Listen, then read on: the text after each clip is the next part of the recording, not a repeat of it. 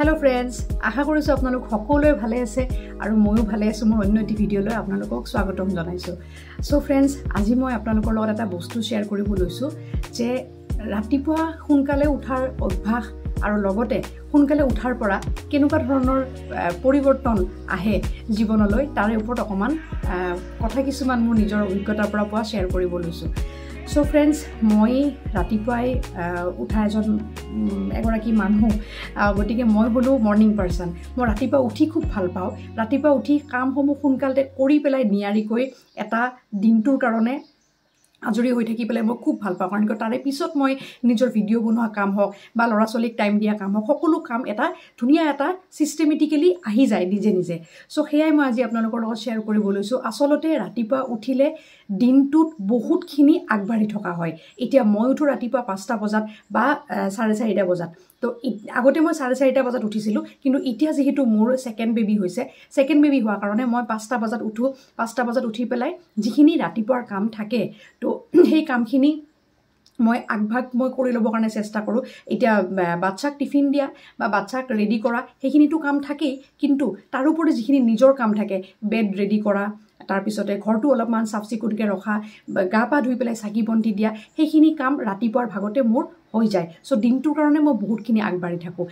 ৰাতিপুৱা উঠিলে ফ্ৰেণ্ডছ, প্ৰথম কথাটো হ'ল আমাৰ মাইণ্ডটো ফ্ৰেছ হৈ থাকে। কামখিনি মানে এটা সাইড কৰি পেলাই মই কথাখিনি কৈছোঁ। ৰাতিপুৱা সোনকালে উঠিলে আমাৰ মনটো বহুত ফ্ৰেছ হৈ থাকে, আমাৰ ব্ৰেইনটো সেইখিনি সময়ত খালী হৈ থাকে। তো সেইখিনি সময়ত আমি নতুন চিন্তা কৰিবৰ কাৰণে এটা আমি উৎসাহ পাওঁ, লগতে আমাৰ বডিটোত এনাৰ্জি থাকে। সো সেই এনাৰ্জিটো থকাৰ কাৰণে কি হয়, ৰাতিপুৱাৰ সময়খিনি চাবচোন খুব কাম কৰিব ইচ্ছা যায়, খুব সোনকালে বস্তুবিলাক কৰি পেলাই এটা মানে এটা বেলেগ টাইপৰ এটা স্পিৰিট এটা থাকে নিজৰ ভিতৰত। সো যেতিয়া যিমানে দিনটো আগবাঢ়ি গৈ থাকে লাহে লাহে আমাৰ সেই স্পিৰিটটো কমি যায়। কিন্তু ৰাতিপুৱা যেতিয়া একদম শান্ত পৰিৱেশ হৈ থাকে, তো বেছিভাগ মানুহ যেতিয়া নুঠে, তো সেইখিনি সময়ত নিজৰ কামখিনি কৰি পেলাই নিজে কিছুমান চিন্তাধাৰা কৰিবৰ কাৰণে বহুত বেছি সুযোগ পোৱা হয়। তো দ্বিতীয় কথাটো হ'ল, ৰাতিপুৱা উঠি পেলাই যেতিয়া গা পা ধোৱা হয়, গা পা ধুই যেতিয়া পূজা কৰা হয়, তেতিয়া নিজৰ ভিতৰত এটা পজিটিভিটি আহে, এটা ইতিবাচক চিন্তা কিছুমানে নিজক আগবাঢ়ি যাবৰ কাৰণে সহায় কৰে। সো সেইখিনি সময়ত কি হয়, সেইকাৰণে কি হয়, ৰাতিপুৱা যেতিয়া আমি সোনকালে উঠো, ধুনীয়াকৈ আমি ফ্ৰেছ হৈ গা পা ধুই যেতিয়া আমি ধূপ ধূনা চাকি আমি জ্বলাওঁ নহয়, এটা বেলেগ টাইপৰ এটা শক্তি নিজৰ ভিতৰত অনুভৱ কৰা হয়, যিটোৱে নেকি সেই দিনটো চলি যোৱাত আমাক বহুত বেছি সহায় কৰে। সাধাৰণতে কি হয়, যদি আমি দেৰিকৈ উঠো সেই এনাৰ্জিটো নাথাকে, সেই ৰাতিপুৱাৰ যিটো ভাইব্ৰেশ্যন, এটা মানে পজিটিভিটিৰ এটা কিবা এটা বেলেগ ধৰণৰ এটা শক্তিৰ, সেই ভাইব্ৰেশ্যনটো দিনটোত দেৰিকৈ উঠিলে সেই ভাইব্ৰেশ্যনটো পোৱা নাযায়। সো দ্বিতীয় কথা হ'ল সেইটো। তৃতীয় কথা হ'ল, দিনটোত আমাৰ যিমান কাম থাকে ৰাতিপুৱাৰ ভাগত আমি যদি যিখিনি কাম আছে বেছিভাগ কাম যদি আমি কৰি পেলাই আমি আজৰি হ'ব পাৰোঁ, তেতিয়া আমাৰ প্ৰডাক্টিভিটিটো থাকিলে, লগতে আমাৰ কাম কৰোঁতে কি হয়, কাম কৰাওতো এটা বডিৰ এক্সাৰচাইজ হয়। আমি যিসকলে এক্সট্ৰাকৈ এক্সাৰচাইজ কৰিব টাইম পাওঁ সেইটোতো বহুতেই ভাল কথা, বডি ব্যায়াম কৰিব লাগে, এক্সাৰচাইজ কৰিব লাগে। কিন্তু এতিয়া ময়ো বেবী হোৱাৰ পিছত অকণমান সময়, যদি মই ৰাতিপুৱা সোনকালে উঠোঁ, অকণমান হ'লেও সময় পাওঁ মই অলপমান কিবা এটা ব্যায়াম কৰিবৰ কাৰণে। বহুত সময়টো বহি মই কৰিব নোৱাৰোঁ যিহেতু বাচ্চা আছে, আৰু সেইকাৰণে কিন্তু যিসকলে ব্যায়াম কৰে তেওঁলোকৰ কাৰণেও খুব ভাল। আৰু নিজেও যেতিয়া মই কামখিনি কৰোঁ, মই অলপমান ফাষ্ট কামখিনি কৰিবৰ কাৰণে চেষ্টা কৰোঁ, খোজকাঢ়িলে অলপমান ফাষ্ট কাঢ়োঁ, যাতে মোৰ কামৰ লগতে মোৰ এক্সাৰচাইজো হৈ যায়। সেইটো হ'ল 3 নম্বৰ কথা।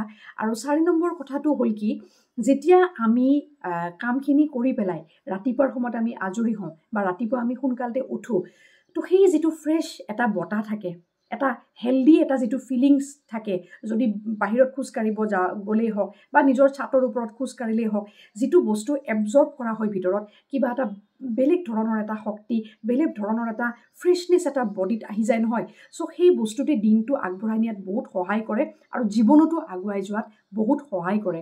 সো মোৰ বোধেৰে ৰাতিপুৱা উঠাটো বহুত বেছি ভাল কথা।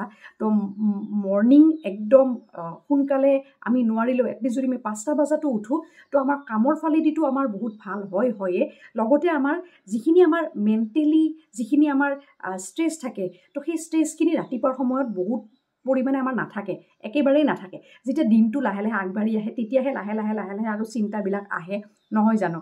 সো সেইবাবে ফ্ৰেণ্ডছ, মই ভাবোঁ যে আমি ৰাতিপুৱা উঠিলে আমি জীৱনটোত বহুতখিনি আগবাঢ়ি থাকিব পাৰোঁ।